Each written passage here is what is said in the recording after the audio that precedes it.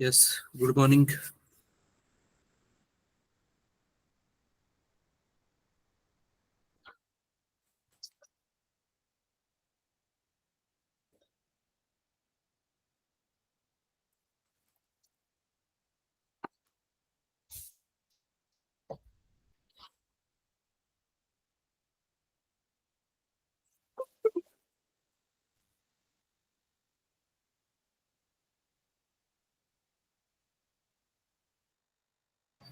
Yes, am audible.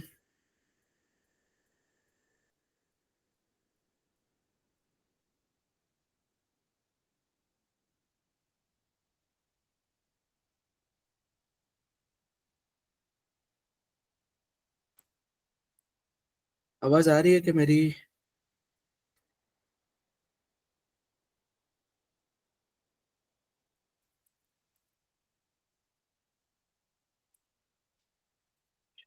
Okay, ठीक है, और रुकते 2 मिनट।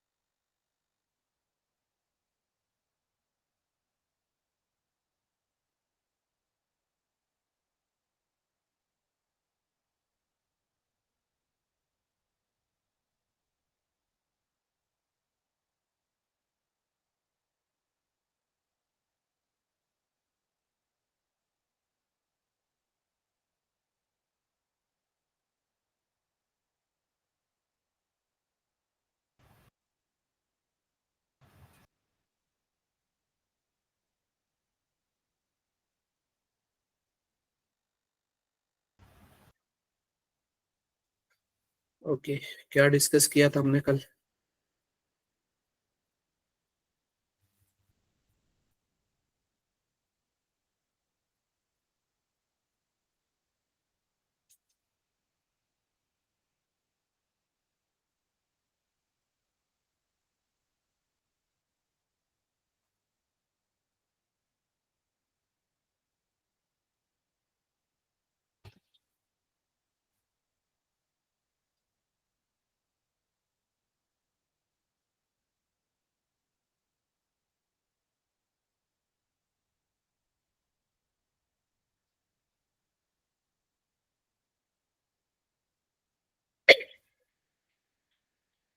कीवर्ड, डेटा टाइप्स और आइडेंटिफायर तक क्लियरिटी है सबको?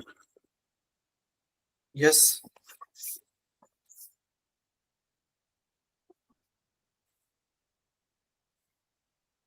कीवर्ड्स, डेटा टाइप्स और आइडेंटिफायर्स।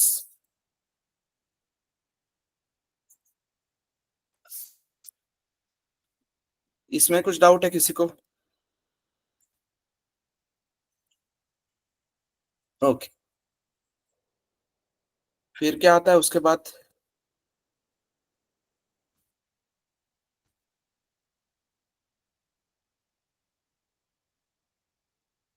ऑपरेटर्स। तो ऑपरेटर्स लगेगी हमको कुछ ऑपरेशन परफॉर्म करने के लिए। तो देखेंगे बाद में, ठीक है, जब डिटेल में आएगा सारा तो। और सिंबल्स का पर्पस पता है? सिंबल्स हम यूज करेंगे अलग अलग सिंटैक्स फॉर्म करने के लिए। स्टेटमेंट बनाने पड़ेंगे ना हमको। टोकन से पूरे यूज करके हमको स्टेटमेंट बनाने पड़ेंगे। अब स्टेटमेंट क्यों बनाने हैं हमको? यस।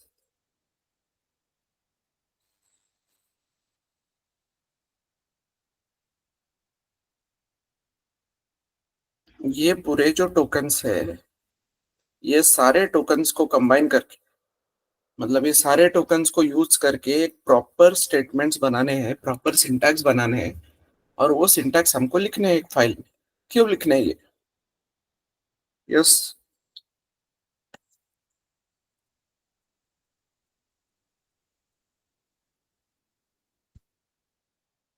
फिर क्यों लिखने हैं?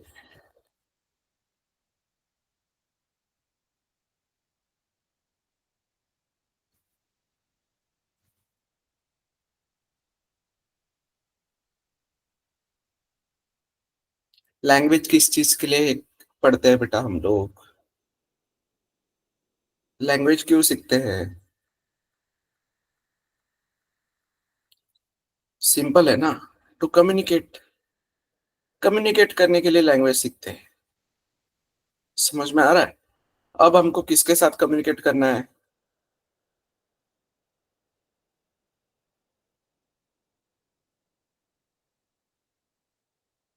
अब किसके साथ कम्युनिकेट करना है? मशीन के साथ। तो इन टोकन्स की मदद से हम यहाँ पे कोड लिखेंगे, जिसको बोलते हैं हम सोर्स कोड।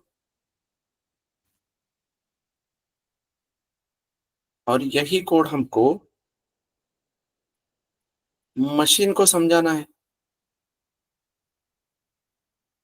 समझ में आ रहा है? यही कोड हमको मशीन को समझाना है। यहाँ तक क्लियर है क्या एवरीवन? अरे यहाँ तक क्लियर है क्या? बट मशीन जो है वो डायरेक्ट ये वाला कोड नहीं समझती जो हमने लिखा है।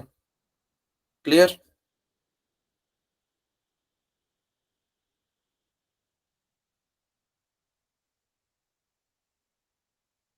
रिस्पॉन्ड करो, यस नो बोलते रहो। तो मशीन जो है वो डायरेक्ट ये वाला जो हमने कोड लिखा है टोकन्स की मदद से, इंग्लिश अलाइक कोड जो हम लिखेंगे टोकन की मदद से, लगभग इंग्लिश लाइक, इंग्लिश जैसा कोड मशीन को नहीं समझता। मशीन को समझता है क्या?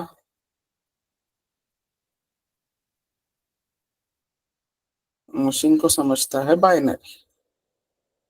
क्लियर? समझ में आ रहा है? तो ये सोर्स कोड हमको कन्वर्ट करना पड़ेगा बाइनरी में। ये बाइनरी में कन्वर्ट करना है तो इसके लिए कौन आएगा?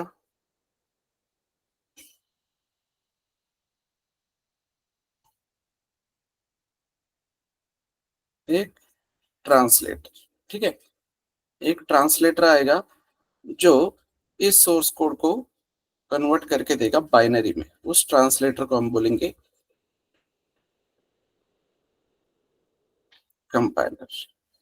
तो कंपाइलर एक सॉफ्टवेयर है। ठीक है। कंपाइलर एक सॉफ्टवेयर है जिसके पास क्या है? Set of instructions. कंपाइलर के पास ऑलरेडी सारे सेट ऑफ इंस्ट्रक्शंस है।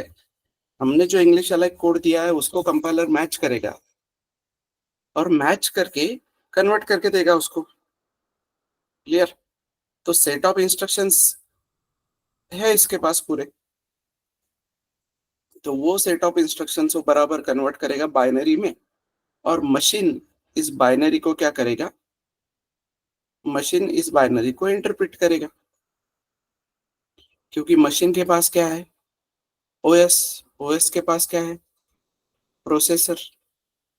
तो मशीन के पास ओएस है, ओएस के पास प्रोसेसर है, तो प्रोसेसर के पास भी सेट ऑफ इंस्ट्रक्शंस है, राइट?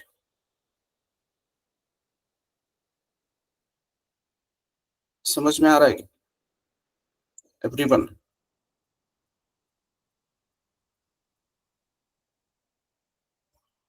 एग्जाम्पल। एग्जाम्पल, एक फैन ऑन ऑफ करना है मुझको। On off, increase decrease speed करना है। तो मेरी लैंग्वेज में मैं क्या बोलता हूँ? On, of, increase, decrease speed, ऐसे मैं बोलता हूँ। ठीक है। अब ये इंग्लिश अलाइक इंस्ट्रक्शंस है। ये अगर मुझको मशीन को देना है, मशीन मतलब नॉट नेसेसरी हमेशा कंप्यूटर ही रहे, machine can be anything. Okay. तो ऑन ऑफ, इंक्रीमेंट, डिक्रीमेंट, ये चीजें जाएंगी किसके पास?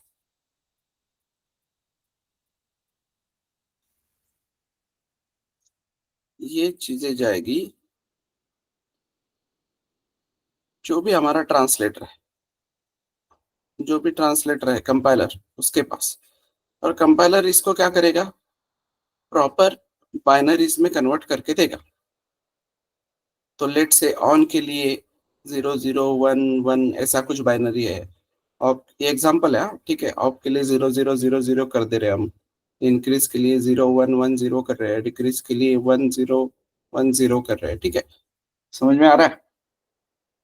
दीज आर रैंडम एग्जांपल्स, ऐसे कोई बाइनरी एग्जिस्ट नहीं करते ऑन ऑफ इंक्रीज डिक्रीज के लिए, ठीक है। एग्जांपल दे रहा हूं मैं बस। तो ये जो हमारे इंस्ट्रक्शंस थे, ये इंस्ट्रक्शंस इसने कन्वर्ट करके दिए ना बाइनरी में। अब हमारा जो मशीन है जिसके पास ओएस है, उसके पास प्रोसेसर है, प्रोसेसर के पास इंस्ट्रक्शन सेट है। तो इंस्ट्रक्शन सेट में ऑलरेडी डिसाइडेड है कि 0011 का क्या काम होगा, 0000 का क्या काम होगा, ये सब। तो ये वन बाय वन मैच करेगा। मैच करने के बाद ये ऑपरेटिंग सिस्टम जब ये बाइनरी मैच होता है तो किसको इंस्ट्रक्शन देगा काम करने के लिए? आगे इंस्ट्रक्शंस किसको जाएंगे फिर? ओएस मशीन को इंस्ट्रक्शन, मतलब मशीन तक पहुंच गया ना बेटा। मशीन के पास क्या है, ओएस वगैरह वो सब ठीक है, बट ये काम किसका है? ये ऑन होना, ऑफ होना, इंक्रीज डिक्रीज, ये किसकी मदद से होगा? हार्डवेयर की मदद से होगा ना। मशीन के पास हार्डवेयर रहेंगे ना कुछ। तो ये जो इंस्ट्रक्शंस है आगे से, ये हार्डवेयर तक जाएगी। Clear everyone? समझ में आ रहा है क्या? अब देखो, तो हमारा काम बस इतना होना चाहिए कि हम ये कंपाइलर के साथ कंपैटिबल रहे बस, ठीक है। इधर बाइनरी में कैसे कन्वर्ट होता है, ओएस कैसे काम करता है, या उसको हार्डवेयर को कैसे देता है, ये हमको जानने की जरूरत है क्या? एवरीबडी?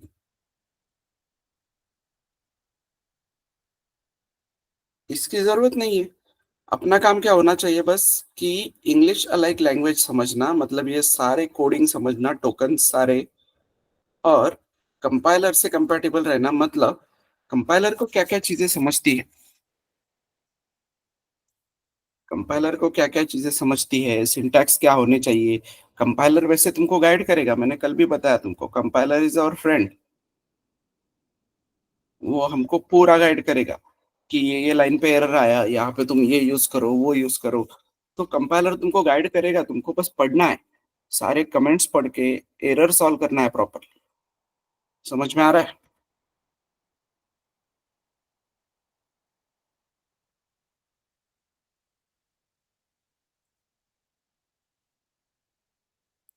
इसमें किसी को डाउट है क्या? कंपाइलेशन प्रोसेस में किसी को डाउट है क्या कुछ?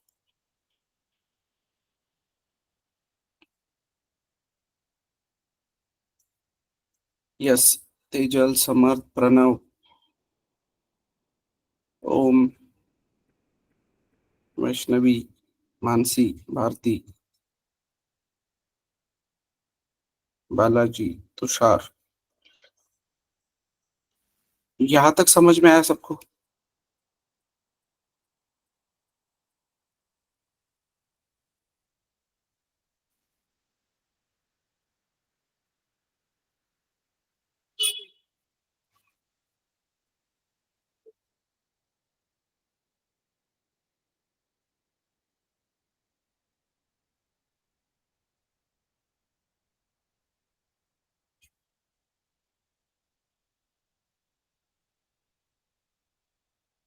ओके, फिर आगे क्या टॉपिक है?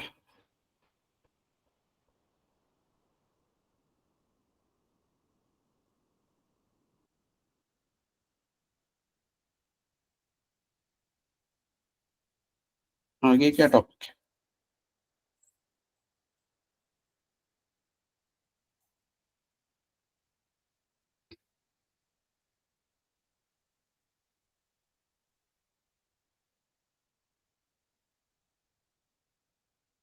यस।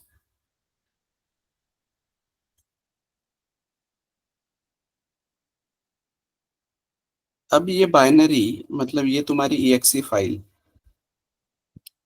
कंपाइल होने के बाद ही बाइनरी बनेगी। अगर कोड सक्सेसफुली कंपाइल होता है तो बाइनरी बनेगी। फिर हम इसको रन करेंगे।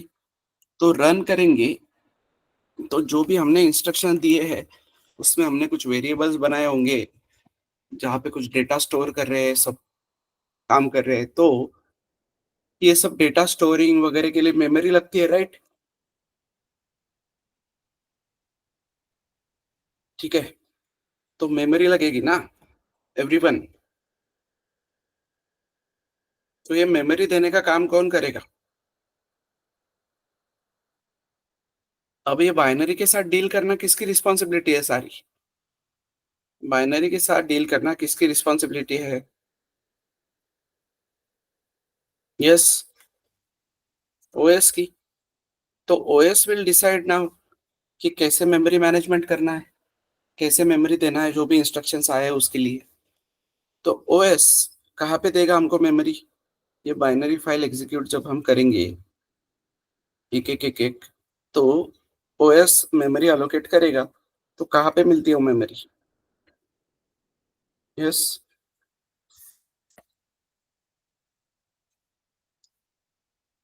बट स्टैक फ्रेम में ही वो ऐसा है क्या? एक मेन वाला बताओ ना कि पूरा मेमोरी कहाँ पे होता है। बाद में स्टैक वगैरह देखेंगे ना, कहाँ पे देता है पूरा मेमोरी? कहाँ पे देता है? रैम में। Clear?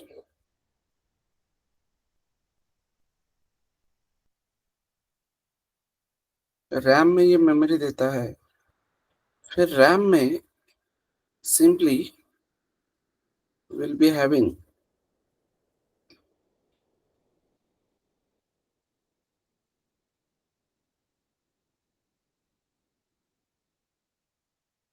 Code segment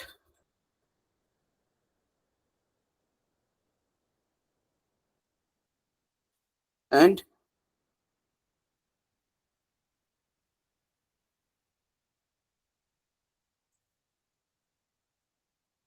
data set. Clear? तो कोड सेगमेंट में क्या आएगा? देखो, इंस्ट्रक्शंस में तुमने मेमोरी में वेरिएबल्स को डेटा पास किया है वगैरह, वो सब ठीक है। लेकिन तुम्हारा कोड है, कोड को भी एग्जीक्यूट करना पड़ेगा ना। कोड का भी कुछ मीनिंग होगा। कोड रिलेटेड पार्ट को भी जगह लगेगी, right everyone? Code related part को भी जगह लगेगी। तो वो कोड रिलेटेड पार्ट है एवरीथिंग, वो किस में हैंडल होता है सारा? वो किस में हैंडल होता है?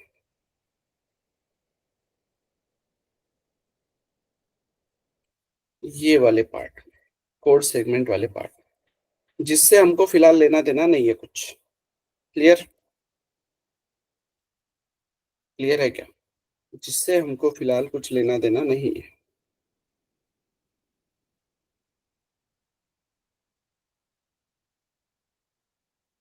मेमोरी डायग्राम हम निकालेंगे हमारी अंडरस्टैंडिंग के लिए, कि हमको प्रॉब्लम सॉल्व करना है, हमको एरर फाइंड आउट करने हैं उसके लिए।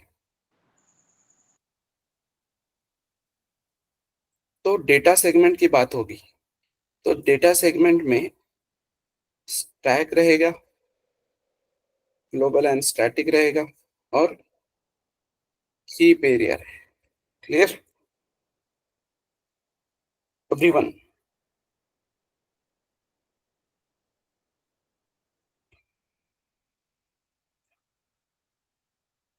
ओके, समझ में आ रहा है? तो ये ग्लोबल एंड स्टैटिक आगे जाके इंट्रोड्यूस होगा जब हम आगे के कंसेप्ट पढ़ेंगे। फिलहाल जो भी हम काम कर रहे हैं, अभी फिलहाल जो भी काम हम करेंगे मेन में करेंगे या बाद में फंक्शंस पढ़ के करेंगे। तो वो मेमोरी एलोकेशन होगा किसमें?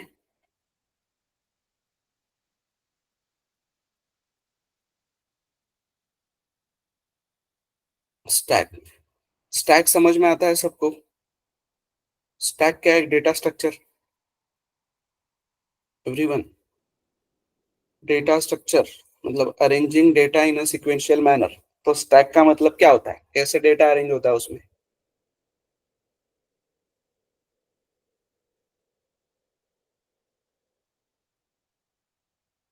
फर्स्ट इन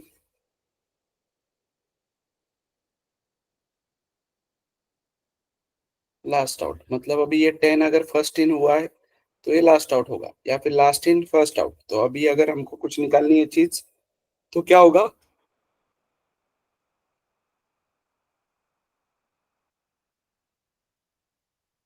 50 निकलेगा बाहर, ठीक है। तो सिंपली यही स्टैक है, मतलब अब ये ऐसे भी दिखा सकते हो ना तुम उसको, क्या है, ये स्टैक हुआ, क्लियर।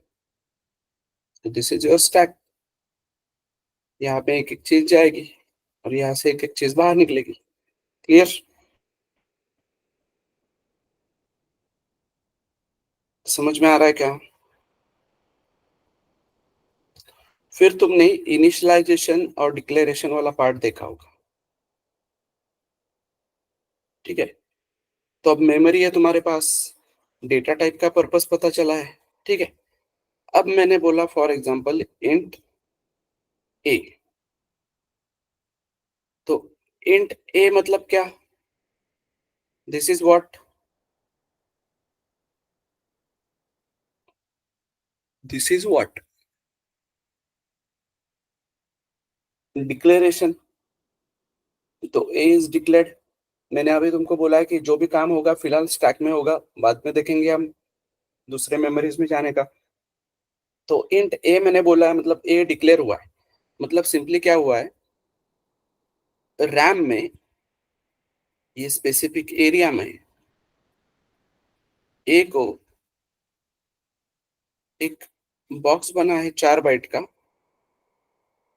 क्लियर। लेट से समथिंग 2000 से लेके 2004 तक रैंडम एड्रेस रहेंगे, राइट। मेमोरी एड्रेसेस रहेंगे ना। तो ये हम एग्जांपल के लिए ले रहे हैं। ओएस क्या करेगा, अवेलेबल में से कोई भी 4 एड्रेस अलोकेट करके देगा। समझ में आ रहा है एवरीवन? एक तुमको मेमोरी मिलेगी 4 बाइट की, जिसमें तुम इंटीजर स्टोर कर सकते हो। टाइप डिसाइड हुआ ना उसका, जिसमें तुम इंटीजर स्टोर कर सकते हो। तो ऐसी मेमोरी मिलेगी जिसको हम बाद में नाम दे रहे हैं, क्या? ए। समझ में आ रहा है?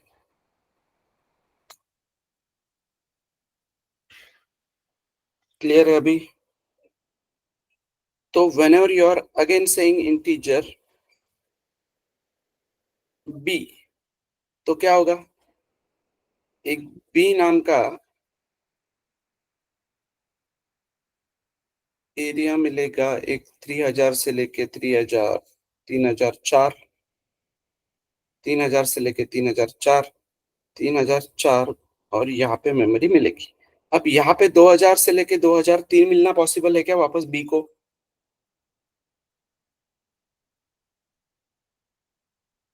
बी जब हम बनाएंगे तो मिलना पॉसिबल है क्या? 2000 वाला एड्रेस मिलना पॉसिबल है क्या एवरीवन? क्योंकि ये जो मेमोरी एड्रेसेस रहेंगे वो यूनिक रहेंगे, और जो एक बार अलोकेट हो चुके हैं, जब तक अवेलेबल में नहीं आते तब तक हम उसको यूज नहीं कर सकते, क्लियर।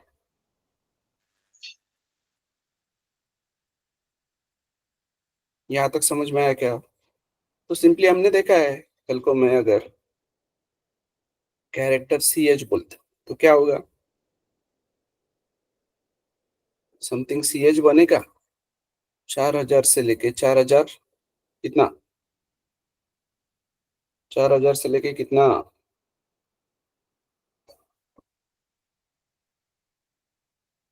एवरीवन? 4001 तक, क्लियर एवरीवन। तो ये एड्रेस पे मिलेगा, वो उस एड्रेस को आइडेंटिफाई करेंगे हम इन नाम से, इसलिए तो आइडेंटिफायर दिया है ना वो, क्लियर। समझ में आया? अब नेक्स्ट लाइन पे मैं बोल रहा हूँ a इक्वल्स टू 10, क्लियर। तो a इक्वल्स टू 10 मैं बोल रहा हूँ, मतलब ही क्या, कहीं ना कहीं डमी पे ये 10 अवेलेबल है। समझ में आ रहा है? ये कांस्टेंट है ना, ये कांस्टेंट 10 अवेलेबल है डमी मेमोरी में। सिंपली हम इसको क्या कर रहे हैं, बिटवाइज कॉपी कर रहे हैं किसमें, ए में। क्लियर? बिटवाइज कॉपी का मतलब समझ में आता है सबको? बिटवाइज कॉपी समझा है क्या? बिटवाइज कॉपी मतलब क्या, ये जो ए है, ये हम ऐसे दिखा रहे हैं हमारे अंडरस्टैंडिंग के लिए। एक्चुअली ए कैसा है, 4 बाइट, मतलब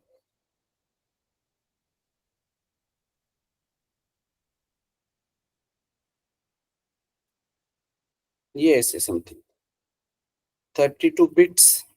क्लियर? तो 32 बिट्स में अभी इनिशियली क्या है, 0101 कुछ भी हो सकता है ना, गार्बेज बोलते हैं हम जब वेरिएबल हम डिक्लेयर करते हैं। तो ये पार्ट समझो, जब वेरिएबल हम डिक्लेयर करते हैं तो गार्बेज क्यों बोलते हैं वो समझो। वेरिएबल हमने डिक्लेयर किया, राइट? वेरिएबल डिक्लेयर किया तो ये जो बिट्स है, ये बिट्स में ऐसी स्पेसिफिक वैल्यू है क्या, रैंडम 0101 होंगे उसमें। क्लियर? और रैंडम 0101 की मदद से कोई भी नंबर बन सकता है। तो हमारे काम का है क्या, नंबर। तो इसलिए हम उसको क्या बोलेंगे, गार्बेज। तो जब हम वेरिएबल डिक्लेयर करते हैं तो क्या होता है उसमें, गार्बेज। Clear everyone? अब हम क्या करने वाले हैं, एक 10 अवेलेबल है हमारे पास डमी में, मतलब यहाँ पे एक 10 अवेलेबल है डमी में। तो 10 के बिट्स बराबर सेट है सारे। ठीक है? अब हम क्या कर रहे हैं, ये वाला 10 कॉपी कर रहे हैं किसमें, ए में। तो बराबर पहला बिट पहले बिट में, दूसरा बिट दूसरे बिट में, तीसरा बिट तीसरे बिट में, चौथा बिट चौथे बिट में, एंड सो ऑन, ऐसे 32 के 32 कॉपी होंगे। This process is called as bitwise copy. समझ में आ रहा है? बट हम बाइनरी में दिखाएंगे क्या, बाइनरी हमको नहीं आता, इसलिए तो हम कंपाइलर वगैरह सब चीजें यूज कर रहे हैं ना। तो हम हमारे अंडरस्टैंडिंग के लिए कुछ इस तरीके से दिखाएंगे। ये 10 कॉपी हो गया ए में, राइट? क्लियर है यहाँ तक?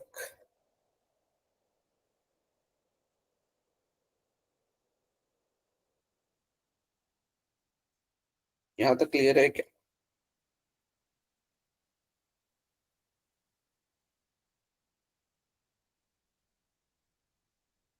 यहाँ तक कुछ डाउट है तो बताओ अभी।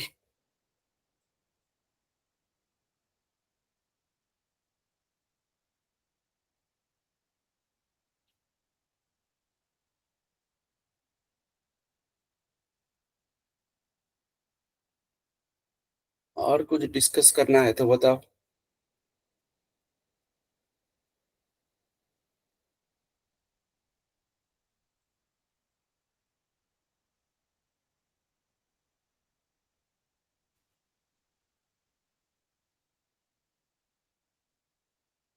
यस। अब तक जो टॉपिक पढ़े हैं उसमें कुछ ना कुछ डाउट, कुछ भी अगर है तुमको प्रॉब्लम कि एक कंसेप्ट नहीं समझा है, तो आई विल रिवाइज। बताओ।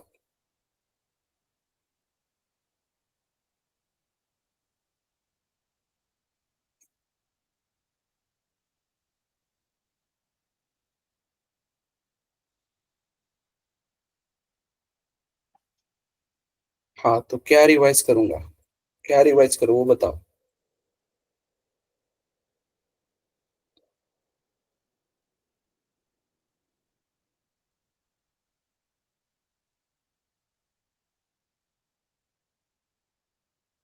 देखो, वही बात हो रही है वापस कि मैंने अभी क्या बोला,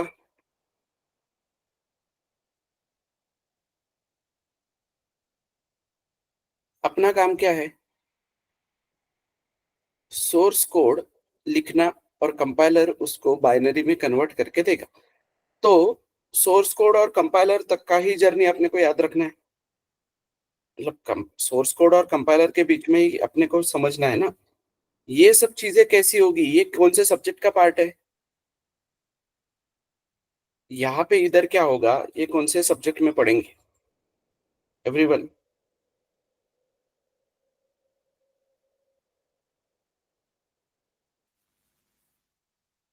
अरे यहाँ पे जो इंटरप्रेट करेगा ओएसिस बाइनरी को वन बाय वन, ये हम ऑपरेटिंग सिस्टम्स में पढ़ेंगे, राइट। तो वही मैं बोल रहा हूँ, अभी ऑपरेटिंग सिस्टम्स की बात चल रही है क्या इधर। अभी हम क्या पढ़ रहे हैं, सी प्रोग्रामिंग पढ़ रहे हैं ना। तो सी प्रोग्रामिंग पढ़ रहे हैं तो हमारा काम क्या होना चाहिए, हमारा काम होना चाहिए कि बस हम इतना पार्ट समझे कि सोर्स कोड और कंपाइलर, उनके बीच में डिस्कशन होना चाहिए जो भी है। कि तुम सोर्स कोड लिखोगे, फिर कुछ सिंटैक्स गलत हो जाएगा तो कंपाइलर बोलेगा मुझको समझ में नहीं आया, ये सिंटैक्स गलत है। तो कंपाइलर बताएगा तुमको। तो जब तक कंपाइलर को सारी चीजें सेटिस्फाइड नहीं मिलती, वो बाइनरी नहीं बनाता ना। सॉर्टेड है ना इधर जर्नी, जर्नी पूरा सॉर्टेड है। कंपाइलर बोल रहा है कि ठीक है, अब मुझे सारे इंस्ट्रक्शन समझ में आ गए, तो अब मैं बाइनरी कन्वर्ट करता हूँ। तो एक बार उसने बाइनरी कन्वर्ट कर ली तो आगे ओएस देखेगा ना क्या करना है। तो क्लियर, समझ में आ रहा है। इसलिए तो मेमोरी डायग्राम में, मेमोरी डायग्राम भी समझ रहे हैं हम लोग। तो मेमोरी डायग्राम में भी हम क्या कर रहे हैं,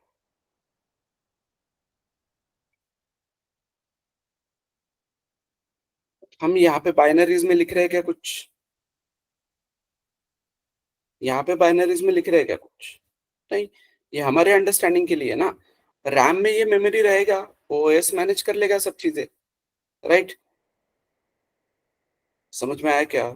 तो इंटरप्रेट कैसे करना है, क्या करना है, that is part of OS. तो ओएस वो मैनेज कर लेगा। Clear everyone. तो for now we have to focus on,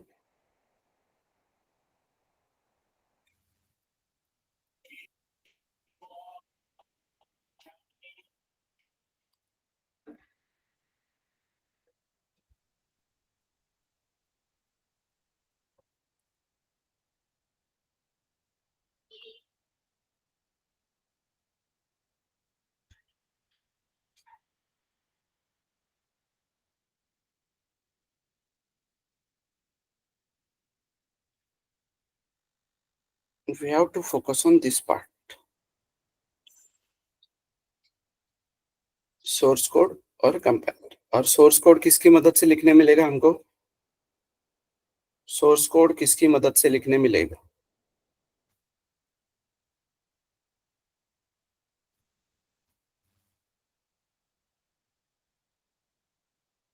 सारे टोकन्स यूज करके नहीं है बेटा, सोर्स कोड क्यों कंपाइलर की मदद से लिखेंगे।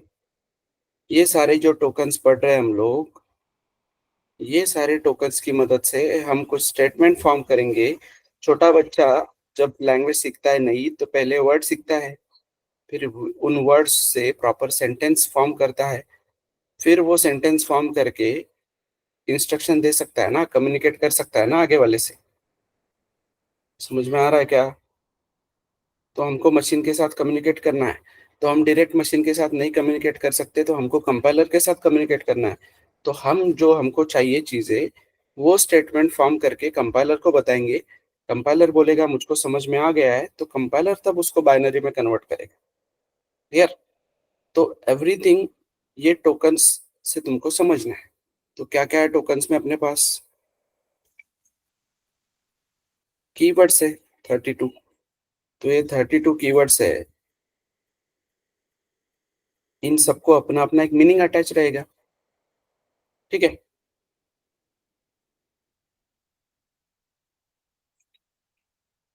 एवरीबडी, सबको अपना अपना एक मीनिंग अटैच रहेगा। ठीक है। फिर डेटा टाइप्स है अपने पास। तो डेटा टाइप्स हमको हेल्प करेंगे डेटा स्टोर करने के लिए। तो डेटा स्टोर करने के लिए डेटा टाइप डिसाइड करेगा कि किस टाइप का डेटा है और कितना स्टोरेज उसको देना है, राइट। अब उस डेटा को आइडेंटिफाई करने के लिए आइडेंटिफायर लगेगा। तो इस डेटा को हम स्पेसिफिक नेम दे के आइडेंटिफाई कर सकते हैं। फिर अब इस डेटा को आइडेंटिफाई करने के बाद हम इस डेटा पे वेरियस ऑपरेशंस कर सकते हैं। उसके लिए हमारे पास आएगा operators. Clear? And special symbols are simply to form various syntax. Clear? अलग अलग सिंटैक्स फॉर्म करने के लिए स्पेशल सिंबल है ना। क्लियर है क्या?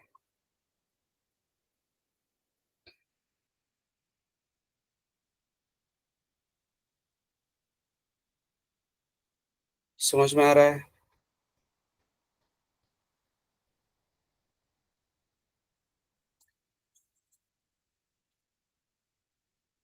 तो that is the purpose of token. अब हम जो बोलते हैं टोकन्स, तो टोकन से मिला के ही पूरी लैंग्वेज बनी है ना। टोकन्स मतलब सिंपली वोकैबुलरी है ना अपनी। तो वोकैबुलरी ही अब जितना मैं बात कर रहा हूँ हिंदी में या मराठी में या वॉटएवर, ये सारी वोकैबुलरी है ना। अलग अलग वर्ड्स है, हम प्रॉपर ग्रामेटिकली अरेंज करके सेंटेंस फॉर्म कर रहे हैं उससे। राइट?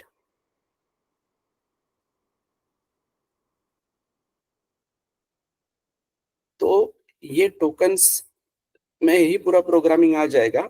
अब धीरे धीरे हमको बस एक्सप्लोर करना है। 32 कीवर्ड्स में से एक एक कीवर्ड का मीनिंग समझते जाना है।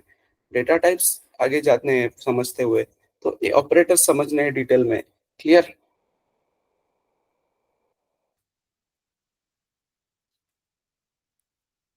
समझ में आया क्या यहाँ तक?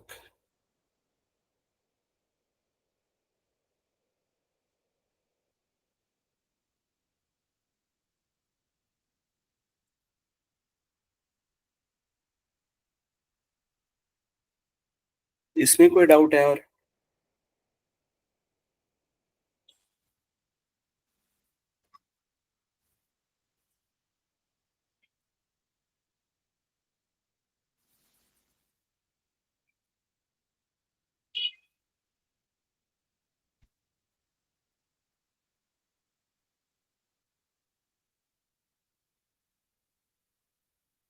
यस, और कुछ पूछना है और कुछ डिस्कस करना है तुम लोगों को?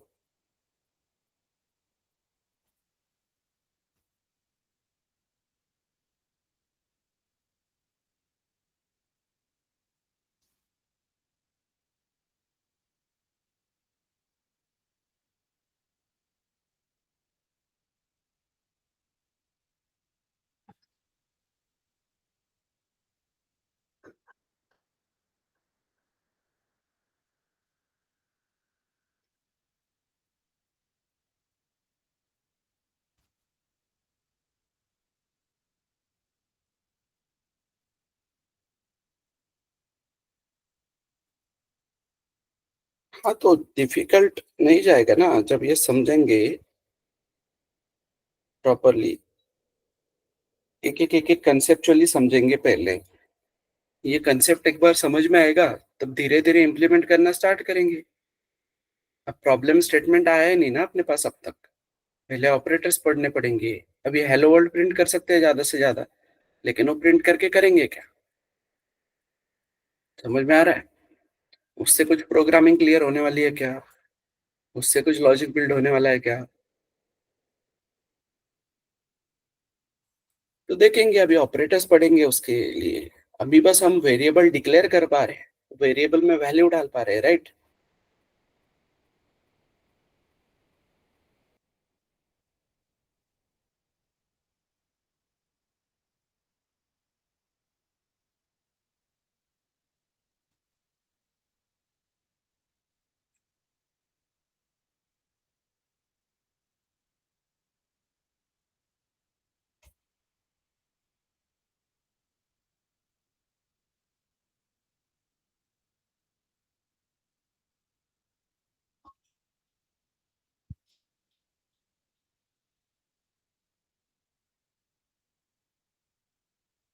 यस, और बताओ, और क्या डिस्कस करें?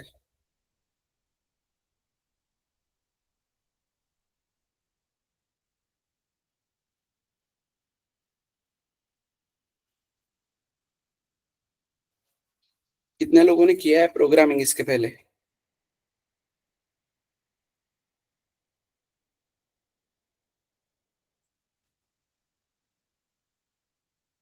क्या क्या किया है, कहाँ तक किया है?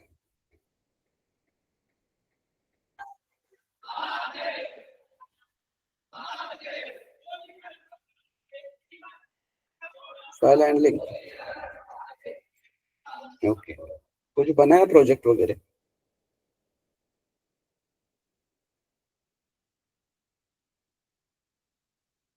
बेसिक लेवल पे। सी प्रोग्रामिंग किया है, सीपीपी पढ़ा है डायरेक्ट?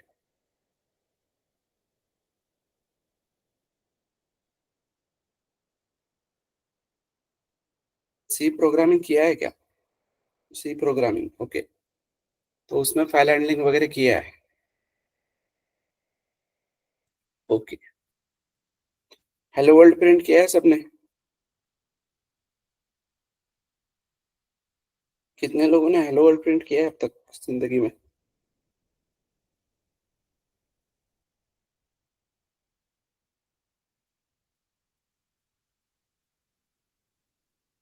ओके। और कितने लोग ऐसे हैं कि जिन्होंने कभी प्रोग्रामिंग नहीं किया अब तक? टाइप एम ई, कि अब तक प्रोग्रामिंग नहीं किया, कुछ भी नहीं है, बैकग्राउंड ही नहीं है, पता ही नहीं है प्रोग्रामिंग क्या होता है, अभी पहली बार सीख रहे हैं? ऐसा नहीं है मतलब कोई? सब लोग है कंप्यूटर बैकग्राउंड से? गुड।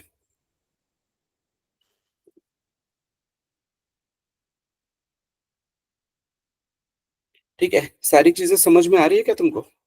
और लैब में क्यों नहीं रह रहे हो तुम लोग? लैब क्यों नहीं अटेंड कर रहे हो? बहुत कम लोग दिखते हैं मुझको वहां पे। लैब में बहुत सारी चीजें डिस्कस होने वाली है। अगर तुमको एक्स्ट्रा नॉलेज चाहिए तो तुमको ज्वाइन करना है लैब।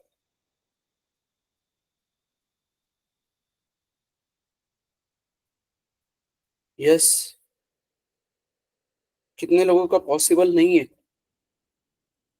अरे, ग्रुप पे आ रहा है ना बेटा लिंक। 6 से 7 होता है ना लैब में, कल भी किया हूं ना तुमको इन्फॉर्म। फ्री ग्रुप में लैब का लिंक आता है, फ्री ग्रुप तुम हो क्या फ्री ग्रुप में?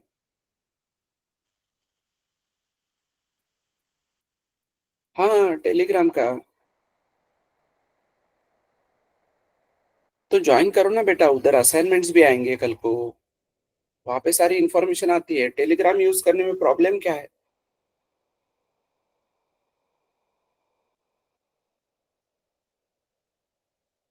सिंपली ज्वाइन करो ग्रुप।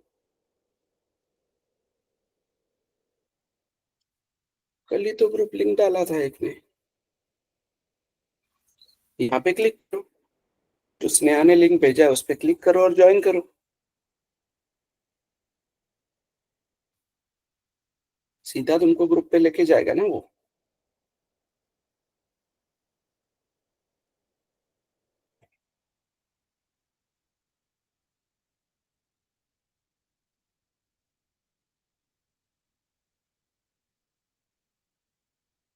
हाँ, चलेगा क्या मतलब? अटेंड करो ना, लैब अटेंड करो, लैब में कई सारी चीजें डिस्कस होगी। और लेक्चर तो करना ही है सर का सुबह। सुबह लेक्चर करो, लैब में रिवाइज होगा या डाउट सॉल्व होगे।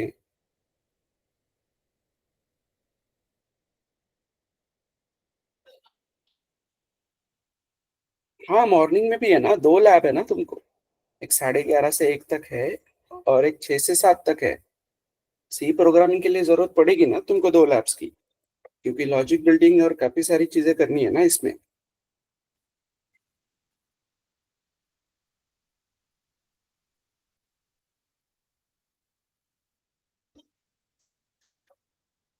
तो अटेंड करो उसको, मिस मत करो।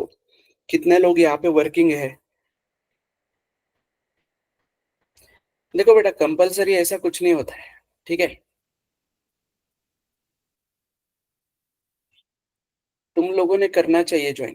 कंपल्शन क्या करेंगे हम? कॉलेज जैसा अटेंडेंस थोड़ी है कि अटेंडेंस 70 से कम रहेगा तो तुमको डिटेन करेंगे, ऐसा कुछ। हाँ, बट सिंपली हम ऑनलाइन वालों को कैसा है कि ऑनलाइन वालों का कभी शेड्यूल होता है कुछ, कोई वर्किंग होते हैं लोग, किसी को कॉलेज होता है, तो वो लोग अटेंड नहीं कर पाते। तो हम बोलते हैं कि लैब रिकॉर्डिंग्स देखो, या जब भी तुमको डाउट है वो सॉल्व करवा लो। आफ्टर ऑल तुमको मॉक वगैरह क्लियर करने हैं, जो भी मॉक लेंगे हम यहाँ पे, तो वो इंटरव्यूज तुमको क्लियर करने हैं बस, तो दैट इज योर रिस्पॉन्सिबिलिटी।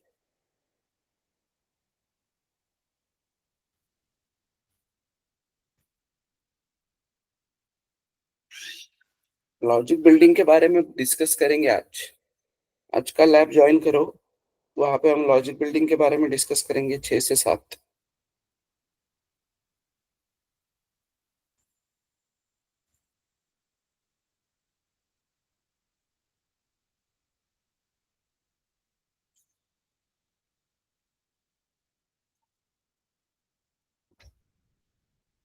ठीक है, 6 से 7 आई थिंक कंफर्टेबल है सबको टाइम।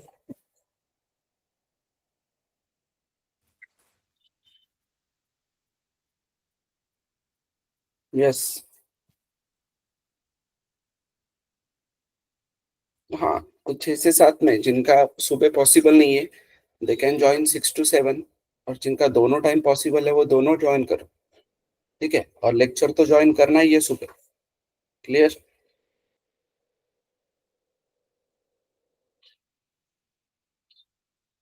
ठीक है, तो और कुछ डिस्कस करना है, किसी को पूछना है कुछ?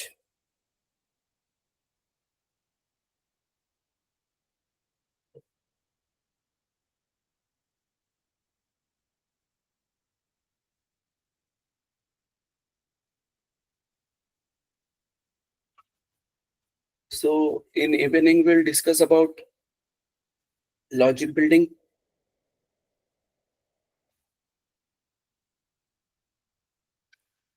चलो ठीक है, then will connect in evening.